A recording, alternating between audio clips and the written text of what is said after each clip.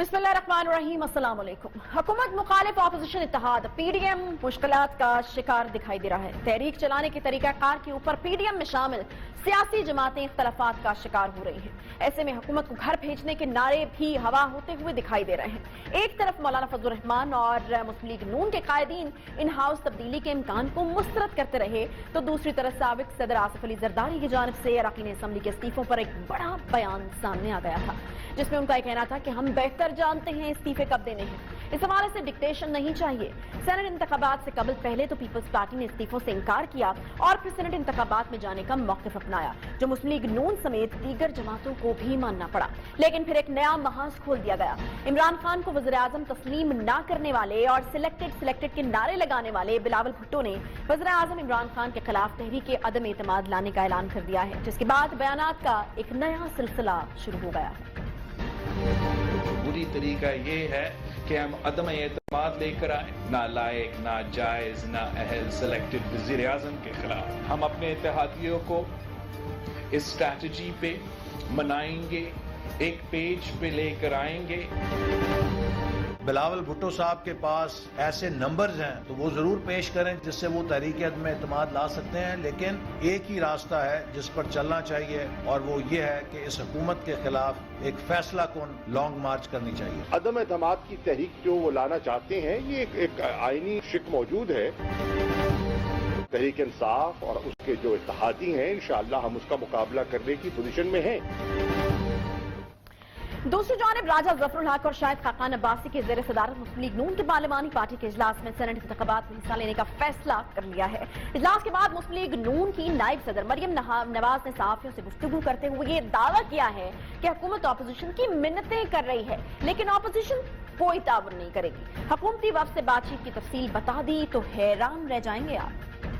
के सामने आज सारी तफसील खोल दूं कि ये किस तरह अपोजिशन की मिन्नतें कर रहे हैं और किस तरह अपोजिशन ने ये फैसला किया है कि इनके साथ कोई बात नहीं करनी, तो आप हैरान हो जाएंगे। बिलावल भुट्टो की तरफ से तहरीक अदम एतमाद पेश करने की तजवीज पर मरियम नवाज का कहना था कि बात पाकिस्तान डेमोक्रेटिक मूवमेंट इजलास में सामने आएगी तो देखेंगे। सेनेट में अदम एतमाद की तहरीक 2018 के इलेक्शन की तरह चोरी हो गई थी। हुकूमत और अपोजिशन की बजाय अपने अरकान की फिक्र करे, वक्त आने पर इस्तीफे भी देंगे और लॉन्ग मार्च भी होगा। पीडीएम की अगली मीटिंग होगी, उसमें हम बैठ के इस बात को डिस्कस करेंगे। सेनेट का इलेक्शन जो था वो स्टील हो गया, तो वो एक आइसोलेटेड वाकया नहीं। इसी तरह 2018 के इलेक्शन भी स्टील हुए थे। मुस्लिम लीग नून का टिकट के लिए सारा पाकिस्तान अप्लाई करेगा, इनके टिकट के लिए अब कोई अप्लाई नहीं करेगा। इसलिए अब इनको ज्यादा तवज्जो अपने अरकान पे देनी चाहिए। जिस वक्त पे पीडीएम ये समझेगी कि ये वक्त मुनासिब है इस्तीफे देने का, तो इस्तीफा भी होगा इंशाल्लाह, और जल्दी होगा, ये दूर नहीं है वक्त। वफाकी वज़ीर इत्तलात सेनेटर शिबली फराज ने मुस्लिम लीग नून के इस फैसले के बाद अपने ट्वीट में लिखा कि पीडीएम वाले शाहराहों पर अवाम को गुमराह करने के लिए निकले थे। अवाम की तरफ से मुस्तरद होने के बाद वापस ईवानों का रुख इख्तियार कर रहे हैं। उन्होंने तंज किया कि एक पीडीएम और कई बयानिए हैं। बिलावल जरदारी का अदम एतमाद पर जोर, एहसन इकबाल के इस पर शकूक व शुबहात और मरियम नवाज का लॉन्ग मार्च पर इसरार, ये सब पीडीएम का शराजा बिखरने का एक वाज़ेह सबूत है। जबकि दीगर हुकूमती जमातों की जानिब से भी पीडीएम पर शदीद तनकीद की जा रही है। लेकिन सवाल ये है कि आखिर होने क्या जा रहा है? आखिर मरियम नवाज साहिबा का हुकूमत की जानिब से मिन्नतें तरले करने का दावा किस हद तक दुरुस्त है? अगर दावा दुरुस्त है तो हुकूमत मिन्नतें कर क्यों रही है? क्योंकि पीडीएम में इख्तलाफात के बाद से हुकूमत तो फ्रंट फुट पर खेलती हुई दिखाई देती है और बाज़ाहिर यही लग रहा है कि हुकूमत को पीडीएम की कोई खास परवाह नहीं है। उसके साथ साथ बात करेंगे कि क्या पीडीएम के कप्तान मौलाना फजलुर रहमान और महमूद खान अचकज़ई समेत दीगर जो स्टेक होल्डर्स हैं वो इन हाउस तब्दीली का साथ देंगे? आखिर ये तासुर किस हद तक दुरुस्त है कि पीडीएम का शराजा जो है वो बिखरने जा रहा है? तो हमारे साथ अतात तारर साहब डिप्टी सेक्रेटरी जनरल मुस्लिम लीग नून जो हैं वो भी मौजूद हैं और इसके अलावा अंदलीब अब्बास साहिबा रुकन कौमी असम्बली तहरीक इंसाफ की तरफ से वो भी हमारे प्रोग्राम में हमें वक्त दे रही हैं। सबसे पहले अतात तारर साहब की जानिब में आना चाहूंगी। बिलावल भुट्टो साहब से मुलाकातें तो अतात साहब होती रहती हैं, तहरीक अदम एतमाद लाने से मुतालिक वो मुलाकातों में भी बता सकते थे, लेकिन मीडिया पर आकर ये ऐलान करना कि हम ये चाहते हैं, आपको नहीं लगता कि पीडीएम को बहरहाल धचका तो लगा है इस चीज से? बहुत शुक्रिया जी अच्छा साहब। देखिए बात यह है कि बिलावल साहब ने जो आज बात की है, उन्होंने साथ इसको क्लैरिफाई किया कि वो इस मामले को पीडीएम के प्लेटफॉर्म पे रखेंगे اور پی ڈی ایم میں اس پہ باقاعدہ ایک ڈسکشن ہوگی اور ڈسکشن کرنے کے بعد اس کو کسی منطقی انجام تک پہنچایا جائے گا. تو میرے خیال ہے یہ ایک اچھی بات ہے کہ اگر ایک جماعت اپنی رائے کا اظہار کرتی ہے اور اس کو پی ڈی ایم کے پلیٹ فارم پہ رکھنے کی بات کرتی ہے تو ہونا تو وہی ہے جو پی ڈی ایم میں ایک اتفاق رائے کے ساتھ معاملہ آگے چلایا جائے گا. تو میں سمجھتا ہوں اس میں حرج کوئی نہیں ہے. اور دیکھیے بہت ساری آپشن زیر غور ہیں جس کے اندر استعفے بھی ہیں, لانگ مارچ بھی ہے. اب ایک عدم اعتماد کی آپشن پچھلے کئی ہفتوں سے آ رہی تھی اور اس میں حرج کوئی نہیں ہے کہ پی ڈی ایم میں اس کو ڈسکس کیا جائے اور اس کے بعد ایک اتفاقی رائے کے ساتھ. ٹھیک ہے. عطا صاحب, شاہ محمود قریشی صاحب یہ کہتے ہیں کہ تحریک عدم اعتماد کی بات کرنے کا مطلب تو یہ ہے کہ آپ لوگوں نے عمران خان صاحب کو وزیر اعظم تسلیم کر لیا ہے. دیکھیے تحریک کوئی پتہ نہیں, شاہ محمود قریشی صاحب جو ہیں ان کی بڑی دیر سے خواہش رہی ہے کہ کوئی تحریک عدم اعتماد آئے یا کوئی عمران خان صاحب کی ڈسکوالیفیکیشن ہو جس کے نتیجے میں کوئی ان کو بھی موقع ملے. وزارت عظمیٰ کی کرسی پہ بیٹھنے کا ان کا خواب بہت پرانا ہے جو کہ پورا ہوتا نظر نہیں آتا. تو بات یہ ہے کہ عمران خان کو وزیر اعظم تسلیم نہ کیا تھا, نہ کریں گے. اور ہم نے جب اوتھ بھی لیا تو انڈر پروٹیسٹ اس وقت اوتھ لیا تھا. میسو ریگنگ ہوئی تھی, بہت زیادہ دھاندلی جو ہے وہ پریویلنٹ تھی پورے پاکستان کے اندر. تو انڈر پروٹیسٹ اوتھ لیا تھا. تو میرا خیال ہے ہم ابھی بالکل وزیر اعظم کو تسلیم کرنے کا سوال ہی پیدا نہیں ہوتا. مگر دیکھیے ان کو نکالنے کا جو طریقہ کار ہے وہ اس طریقہ کار پہ کئی جماعتوں کا اپنا ویو ہو سکتا ہے اور اس پہ اتفاق رائے ہو جائے گا. مگر دیکھیے بنیادی بات یہ ہے کہ عطا صاحب ابھی اگر آپ لوگوں کے طریقہ کار کی بات کر لیں, ہر جماعت کا جو ہے وہ اپنا پوائنٹ آف ویو ہو سکتا ہے. مریم نواز صاحبہ تو ابھی تک باضابطہ ہیں جی, استعفے بھی ہوں گے, لانگ مارچ بھی ہوگا, لیکن اگر سینٹ انتخابات ہو جاتے ہیں تو پھر آپ کا بیانیہ اور ڈیڈ لائنز تو پھر کسی کھاتے میں نہیں آئیں گی. پھر تو حکومت لگتا ہے کہ الٹا زیادہ مضبوط ہو جائے گی. دیکھیے میرا خیال ہے کہ جو سینٹ کی انتخابات میں حصہ لینے کی بات ہے وہ ایک بالکل ایک سیاسی فیصلہ ہے اور میں سمجھتا ہوں کہ دانش مندانہ فیصلہ ہے. کیونکہ اگر سینٹ کی انتخابات میں حصہ نہ لیا جاتا اور پی ٹی آئی کو 2/3 نہیں 3/4 میجورٹی حاصل ہو جاتی سینٹ کے اندر تو یہ بڑا مشکل ہو جاتا کہ کسی بھی قانون کو بلاک کرنا یا کسی بھی سینٹ کے معاملے میں اپوزیشن کا اپنا کردار ادا کرنا اور فعال طریقے سے کردار ادا کرنا وہ ناممکن ہو جاتا. تو دیکھیے سینٹ کے الیکشن میں حصہ لینا انتہائی ضروری تھا اور ایک اچھا فیصلہ ہے. اور سینٹ کے الیکشن میں حصہ لینے کے بعد جب بھی لانگ مارچ کا اعلان ہوا تو آپ نے دیکھا کہ ماضی میں جو جلسے جلوس احتجاجی تحریکیں ہوتی رہیں, احتجاجی جلوس ہوتے رہے, ان سے حکومت جو ہے وہ خاصی گھبرائی نظر آئی. اور عمران خان صاحب جو کبھی کہتے تھے کہ میں بات نہیں کروں گا اور چور ڈاکو کے نعرے لگاتے تھے وہ مجبور ہوئے یہ کہنے پہ کہ جی پارلیمان میں آئیں, پارلیمان میں بات کریں. عطا طارق صاحب, مریم نواز صاحبہ تو یہاں تک کہہ رہی ہیں کہ منتیں کی جا رہی ہیں, تو مجھے یہ بتائیے گا کہ یہ کس چیز کی منتیں کی جا رہی ہیں, تھوڑی وضاحت کریں. اپیرنٹلی تو یہ لگ رہا ہے کہ ان کو کوئی خاص پرواہ نہیں ہے. دیکھیے حکومت جو ہے وہ آئے دن مذاکرات کی پیشکش کر رہی ہے.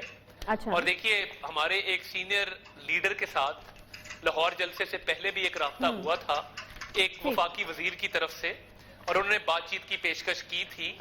تو حکومت obviously وہ ان عوامی اجتماعات کو دیکھ کے, عوامی جلسے جلوسوں کو دیکھ کے ٹھیک ہے حکومت بار بار رابطے کری. اندلیب عباس صاحبہ بھی ہمارے ساتھ موجود ہیں. اندلیب صاحبہ, رابطے نہیں, آپ لوگ تو منتوں ترلوں پر اتر آئے ہیں.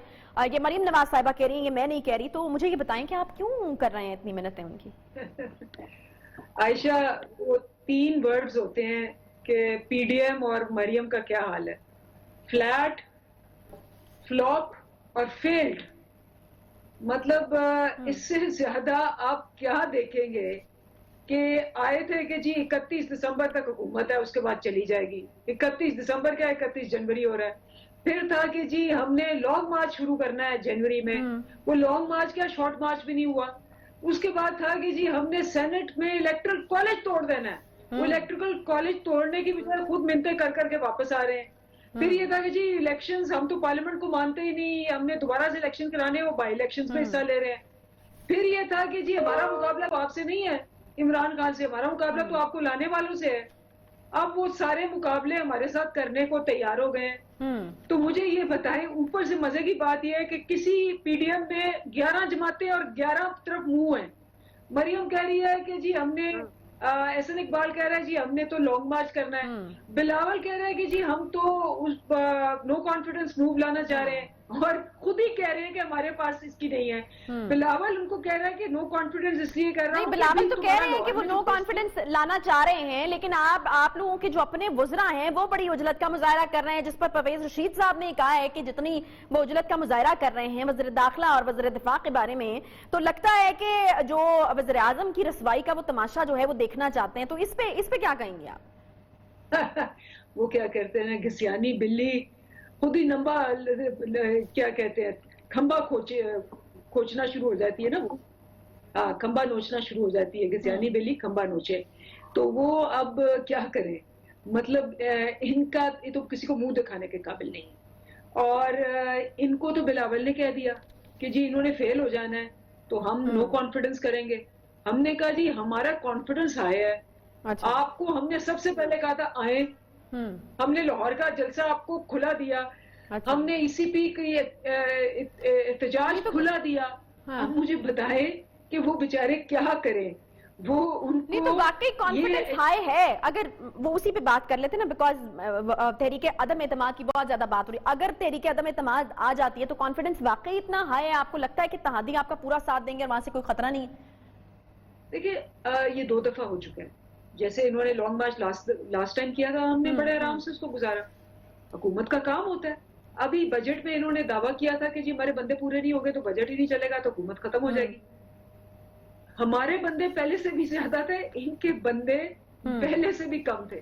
اور سینٹ میں 2 دفعہ آپ تماشا دیکھ چکی ہیں.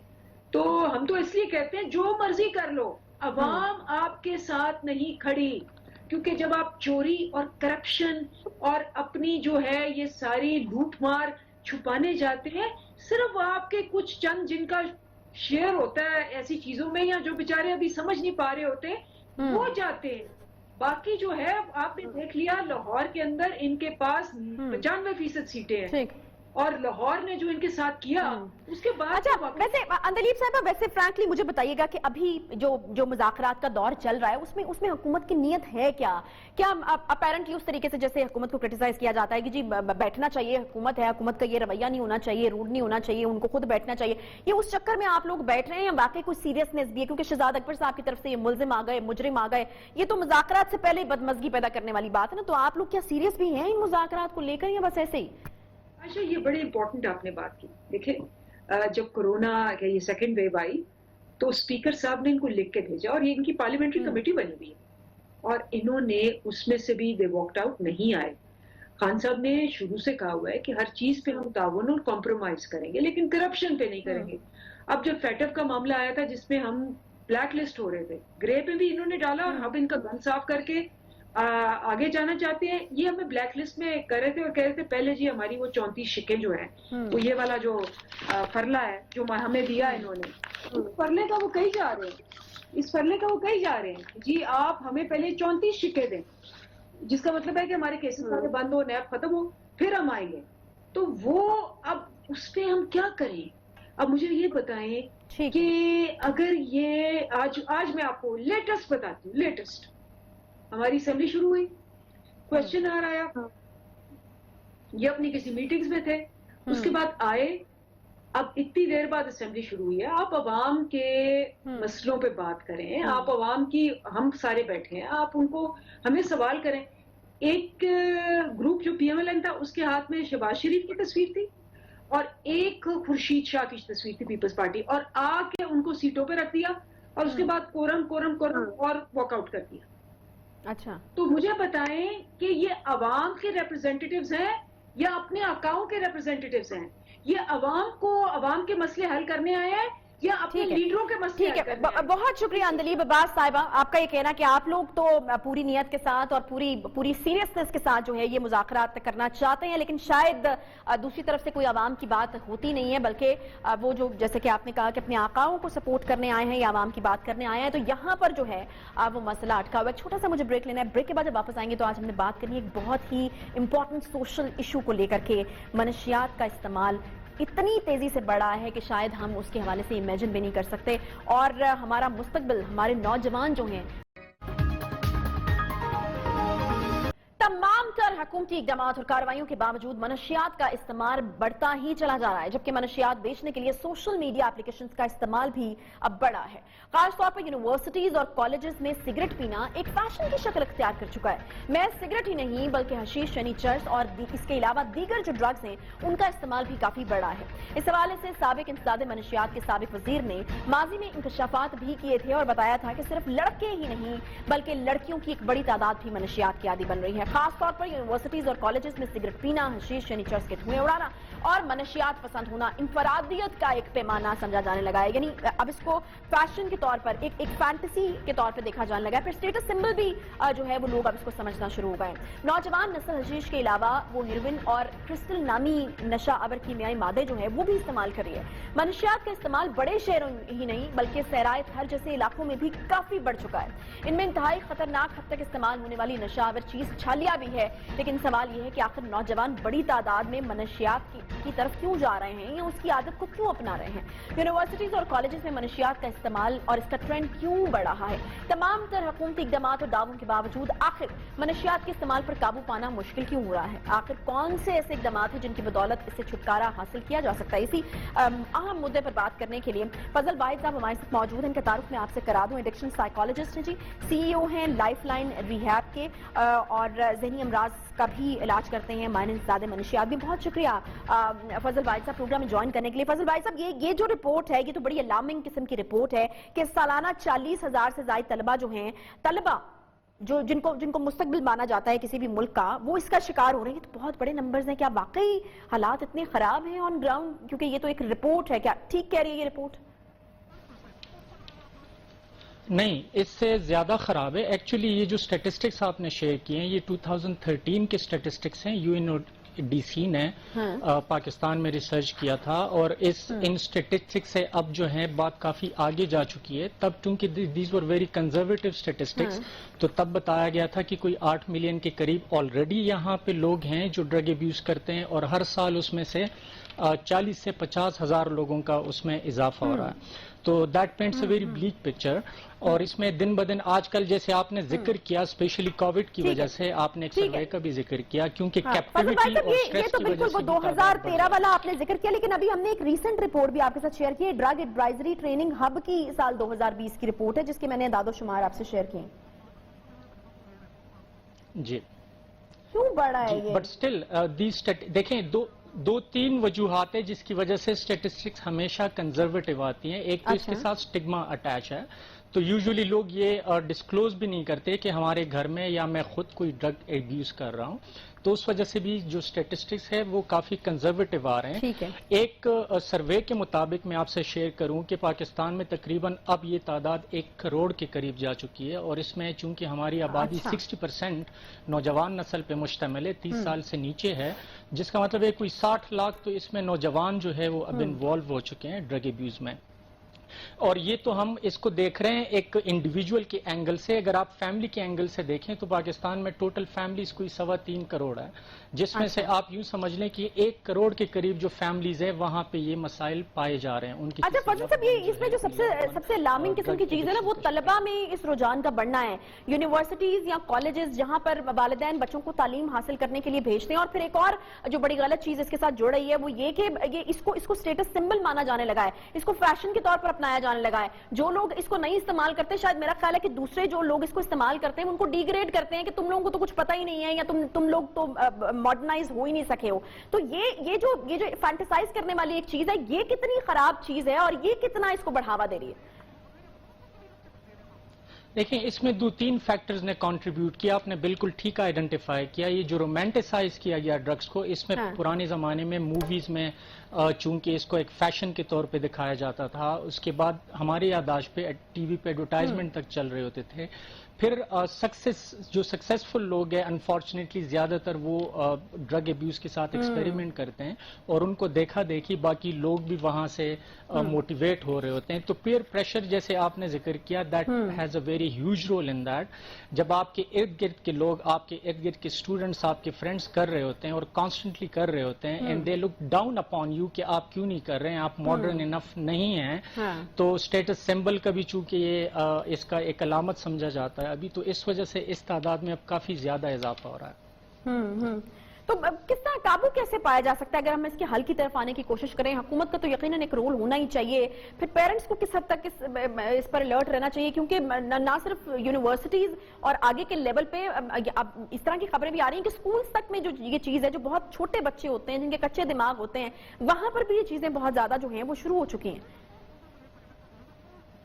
دیکھیں، سب سے امپورٹنٹ اینٹی کا آپ نے ذکر کیا جو کہ پیرنٹ ہے، سیکنڈ امپورٹنٹ اینٹی ٹیچر ہے، کیونکہ جو ایڈکشن ہے بیسیکلی اگر ہم اس بیماری کو سمجھیں یا ڈرگ ایبیوز کو سمجھیں تو یہ ایک برین سرکٹری کی بیماری ہے۔ برین سرکٹری یا برین کی وائرنگ پیدائش کے بعد بچپن میں ہوتی ہے ماحول کے مطابق، تو جس قسم کا انوائرمنٹ ہوگا، اگر انوائرمنٹ میں فرسٹریشن زیادہ ہے، اس میں سٹریس زیادہ ہے، کیپٹیویٹی زیادہ ہے، فزیکل ایبیوز ہے، ایموشنل ایبیوز ہے، سیکشول ایبیوز ہے، تو ایسے بچوں کی جو برین سرکٹری ہوتی ہے یا برین کی جو وائرنگ ہوتی ہے وہ ٹھیک نہیں ہو پاتی اور وہ ڈرگ ایڈکشن کی طرف بہت زیادہ ولنریبل ہو جاتے ہیں، کیونکہ یہ جو لوگ ہوتے ہیں جو کہ فزیکل ایموشنل اور فزیکل ایبیوز سے گزرتے ہیں یا ہیلدی انوائرمنٹ نہیں ہوتا، ان لوگوں کی سسپٹیبلٹی یا ولنریبلٹی بہت زیادہ بڑھ جاتی ہے ڈرگس کی طرف، کیونکہ ڈرگ سے ان کو ٹیمپرری ریلیف ملتا ہے۔ مثال کے طور پہ ایک بچے کو بچپن سے کافی زیادہ ڈرایا گیا، اس کے اندر خوف جو ہے وہ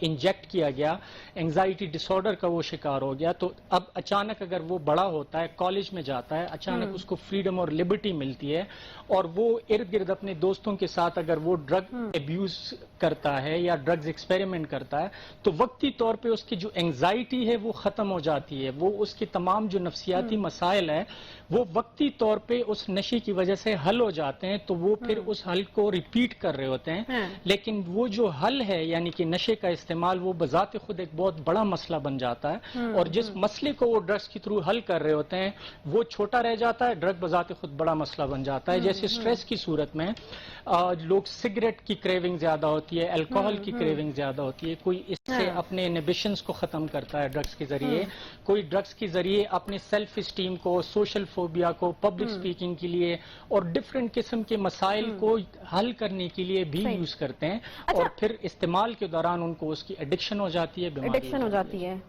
ٹھیک ہے، ٹھیک ہے۔ اچھا مجھے یہ بتائیے فضل واحد صاحب، ایک یون کی رپورٹ میرے پاس ہے اور وہ یہ بتاتی ہے کہ 78% لڑکے جو ہیں وہ اس کا استعمال کرتے ہیں پاکستان میں، اور 22% لڑکیاں بھی، کیونکہ نشہ یا اس طرح کی جو چیزیں ہیں وہ لڑکوں کے ساتھ زیادہ منسوب کی جاتی ہیں، اور پھر جب لڑکیوں کے حوالے سے کوئی فیکٹس اینڈ فگرز آتے ہیں تو وہ بڑی اچنبے کی بات معلوم ہوتی ہے۔ تو یہ رپورٹ تو کہہ رہی ہے کہ 22% لڑکیاں بھی منشیات کی جو ہے وہ عادی ہو چکی ہیں، تو یہ فیکٹس اینڈ فگرز بھی آپ کے خیال میں درست مانے جا سکتے ہیں کہ آپ کو لگتا ہے کہ یہ رجحان اتنی تیزی سے زور پکڑ ہے؟ جی بالکل بالکل بالکل ایسا ہے، but again I would say کہ یہ اب 22 اور 78 نہیں رہا، یہ بڑھ گیا، لڑکیوں کی تعداد اور زیادہ بڑھ گئی۔ ایکچولی انفارچونیٹلی جب ہم کہتے ہیں نا ڈرگز تو ہمارے ذہن میں صرف ہیروئن، چرس یا شراب آتی ہے، جبکہ خواتین کی جو زیادہ تعداد ہیں ان کو سلیپنگ پلز کی ایڈکشن ہے، جب بھی ان کو سٹریس ہوتا ہے، کوئی ان کو مسائل ہوتے ہیں وہ ڈاکٹر کے پاس جاتے ہیں تو ڈاکٹرز جو ہے وہ بینزوڈائزپینز یا سلیپنگ پلز پرسکرائب کر دیتے ہیں انگزائٹی کے لیے، اور ان چیزوں کی ان کو ایڈکشن ہو جاتی ہے۔ تو اس میں تقریباً 1 سے 1.5 لاکھ خواتین تو وہ ہیں جن کو سلیپنگ پلز کی ایڈکشن ہے۔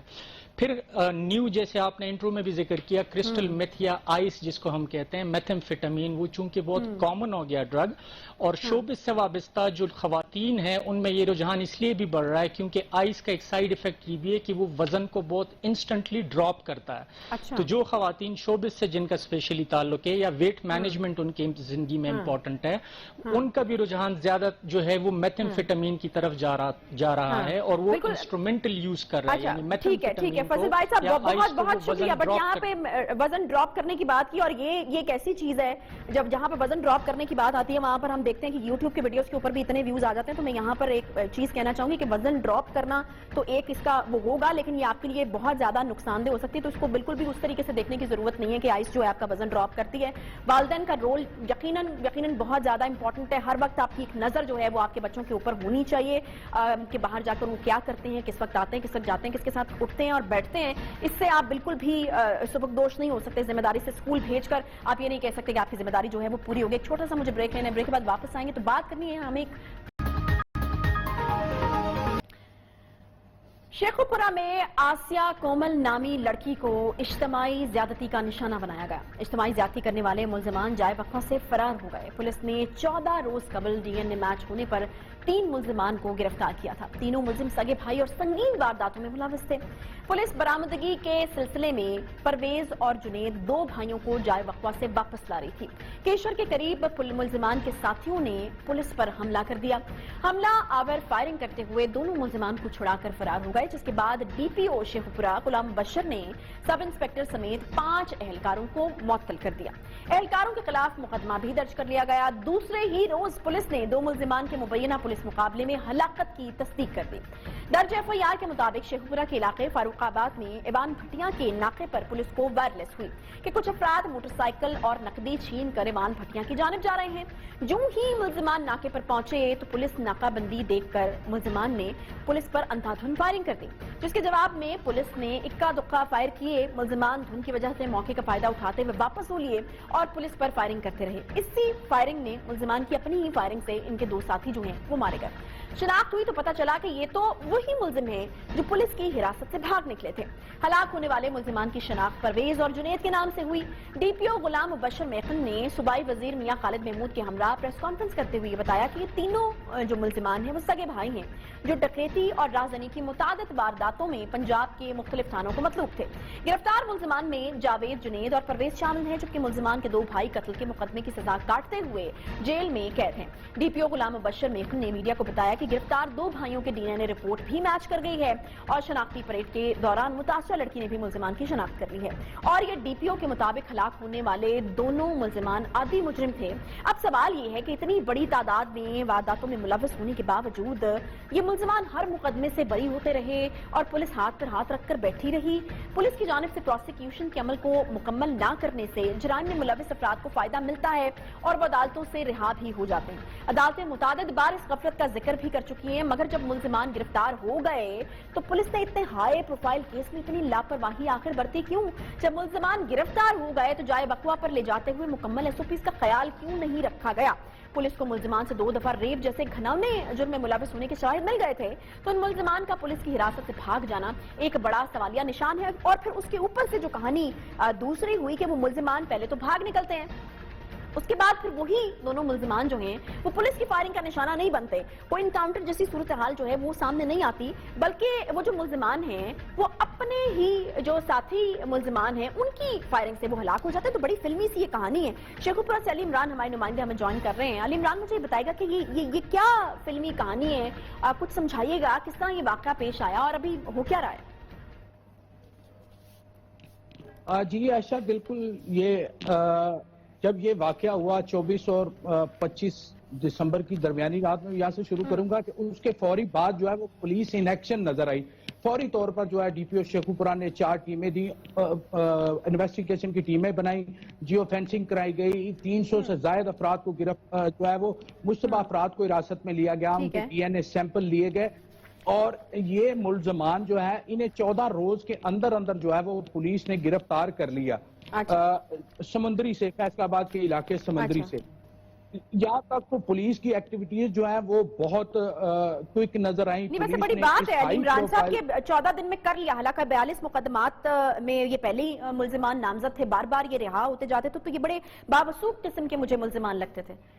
भागे कैसे ये? जी ये आयशा यही बात है कि जब ये मुल्जमान मंजर आम पर आए तो ये एक बहुत हाई प्रोफाइल जो है वो क्रिमिनल मिले। ये पूरे का पूरी फैमिली जो है वो इनका साबिका रिकॉर्ड जो है वो मंजर आम पर पुलिस की जानिब से लाया गया। इनके वालिद और 6 भाइयों समेत ये 6 के 6 मुल्जमान जो भाई थे ये मतलब 42 से ज्यादा मुकदमात में जो है अली इमरान साहब, असल मुद्दा ये है कि ये पुलिस की कस्टडी से भाग के निकले कैसे और क्या प्रोटोकॉल्स फॉलो होते हैं जो वहां पर नहीं किए गए और ये भाग गए? जी आयशा, बिल्कुल आपका ये सवाल जो है इसमें यही है कि पुलिस जो है वो अभी तक जो है वो इस मामला को हल करने में जो है वो नाकाम है। पहले कंफ्यूज किया गया, मीडिया तक ये बात पहुंचाई कि ये एक मशकूक गाड़ी को रोका गया, वहां से ये मुलजमान फरार हुए। जब इसकी FIR मंजर आम पर लाई गई तो उसमें ये बताया गया कि 2 मोटरसाइकिलों पर 5 मुलजमान जो है वो सवार थे, जिन्होंने खानका डोगरा में पहले डकैती की और उसके जो है वो 5-6 किलोमीटर दूर जो है वो अबान भटिया के करीब जो नाका है, वहां पर नाके को जब पुलिस के नाके को जो है वो मुलजमान ने अपनी मोटरसाइकिल। ठीक है, बहुत शुक्रिया। अली इमरान साहब हमारे साथ मौजूद थे और हमें अपडेट कर रहे थे इस केस के हवाले से। लेकिन ये बड़ी अजीब बात है और इस तरह के वाकयात की यकीनन जो है वो पूरी छानबीन होनी चाहिए कि किस तरीके से, क्या ये कोई इनकाउंटर का वाकया तो नहीं है, क्या किसी बहुत बाअसर अफराद ने इतने जाने माने ये जो क्रिमिनल्स थे उनको कहीं अपने कोई राज छुपाने के लिए तो नहीं मरवा दिया। बहरहाल ये जो जिस तरह के अली इमरान ने भी कहा कि वो पुलिस जो है वो चीजों को कंफ्यूज करने की शायद कोशिश कर रही है। हमने बहुत बार राब्ता करने की कोशिश की, DPO साहब जो थे वो कह रहे थे DSP साहब से बात करें, क्योंकि वो अलील हैं, DSP साहब कहते हैं DPO से बात करें। तो ऐसा लग रहा है कि जो